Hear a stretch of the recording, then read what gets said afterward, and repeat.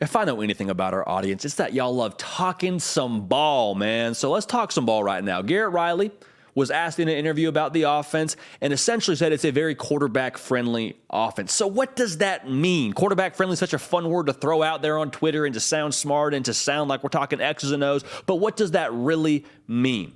There's a great article, actually, on on3.com about this, so go check that out.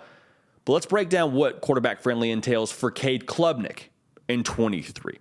For Garrett Riley's offense, one way it's going to be quarterback-friendly is the flexibility it offers pre-snap and then during the snap. What do we mean by that? It means that before the snap, Cade Klubnik survey the defense, check out the safeties. Where's my mic at? Okay, cool, I got the picture. If he doesn't like what he sees, he can check out of it. Now, I'm just saying, in the NFL, that's pretty common. At the collegiate level, not everybody has that capability. Not all quarterbacks get to have the option to check in and out of plays they like. So that's the first piece. When I say during the snap, during the play, there's some flexibility. You're not just having to stick to what the play says you have to do for the entirety of the offense. Had a coach one time tell me, don't just be a line on a card. Meaning when you see the play drawn up and that play says, run 3 yards up and then cut at the 5-yard mark and then make a 45-degree angle. That's what the line says on the card, but you're not forced to stick to what that line says. You can ad-lib if you think it's going to help our team. So with that being said, the receivers and different skill players within this Clemson offense, based on what Garrett Riley is communicating and based on what he's done historically, they have the option to adapt to what the defense gives them during the play. Going back to that line on the card I was just mentioning, it's a slant route. And if that linebacker is sitting right where I'm running to, I don't have to run into that linebacker. I can sit it down in the zone, catch it, cool, we're good. We just turned a slant into a hitch, and we're rolling now. And this isn't wildly uncommon across college football, but the fact that it's built into the system, and I would imagine there's other answers built into the system, what it does for you is it gives you answers to what the defense is trying to present problems to. Meaning, as an offense, we're always going to be right because we have built-in answers. We're dictating our play during the play based on what you're trying to do to us. We're not just trapped in one play. And so for Cade Klubnik, as he continues to grow in this system and mature in this system and develop at the collegiate level as a whole as a quarterback, that's going to pay dividends for him. Make sure you're locked in right here to the On3 YouTube channel. We talk college football. We talk ball every single day. You're watching a college football video in May. We're talking about college football in May. We're cut from the same cloth, man. We love y'all so much that you're tuned in right now. So make sure you're subscribed to be a part of the program and lock it in right here on the On3 YouTube channel. Also follow me on the gram. Follow me on Twitter at JD Piquel. Would love to hear from y'all there. The tempo with this offense is something that gets talked a lot. Again, tempo, another buzzword. They like to go no huddle, no mercy. It reads cool on a t-shirt. It reads cool on Twitter. But what does tempo actually have to do with helping a quarterback? When you're going quickly, when you're running a lot of plays, the defense isn't able to be super tricky. Like to be real with you, you're not able to dress it up a ton. You can't rock and roll the safeties because we're snapping the football likely every 20, 30 seconds. So what that means is if you're a defense and we're about to snap the football, you don't have time to lie to me. You can't be misaligned and then go back to a different alignment. You probably have to be where you're going to be during that play. And so as a quarterback, what does that mean? It means I know what you're in before the play starts. I have a more simplistic picture.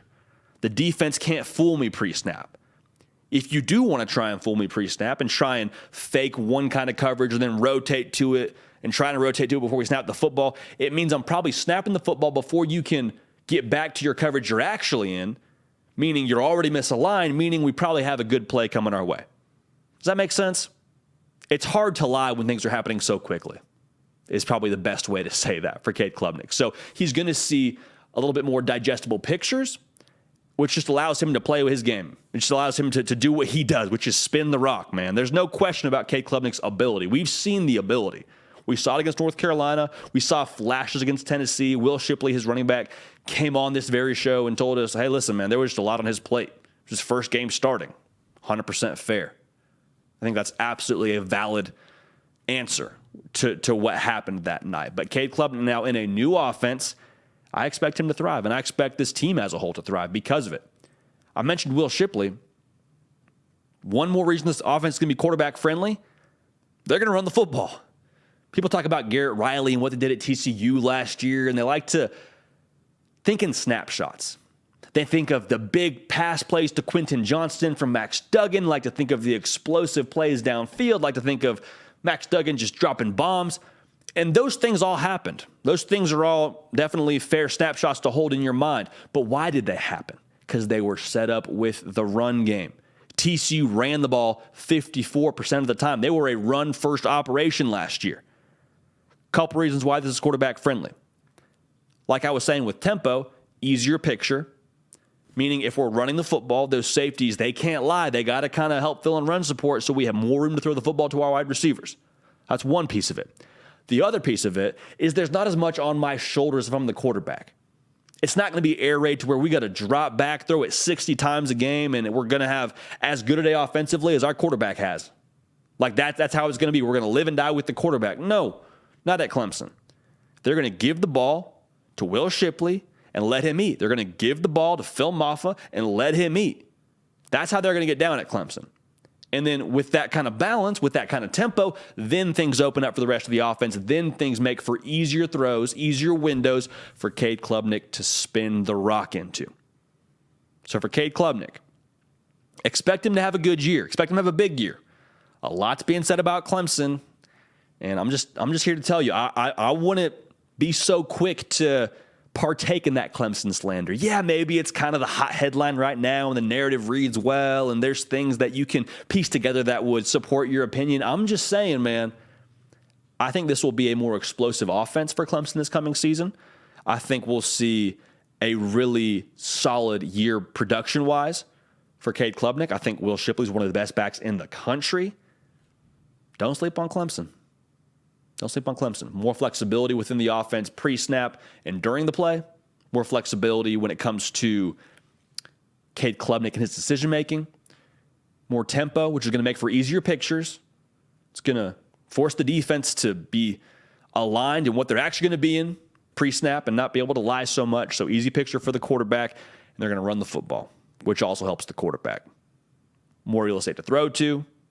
Keeps pressure on those safeties. Like, Garrett Riley is a Broyles Award winner for a reason, for the best assistant coach in the country. I'm excited to watch Clemson get after it here in 23. Make sure you're locked in right here now. We talk ball every single day. We love y'all. We appreciate y'all, man. Thank you for being a part of this. We're going to keep this party rolling now, and we will see y'all next time. Hey, y'all. Thanks so much for watching. Subscribe to the channel here to make sure you don't miss an episode of The Hard Count. Also, be sure to check out other videos on the On3 YouTube channel.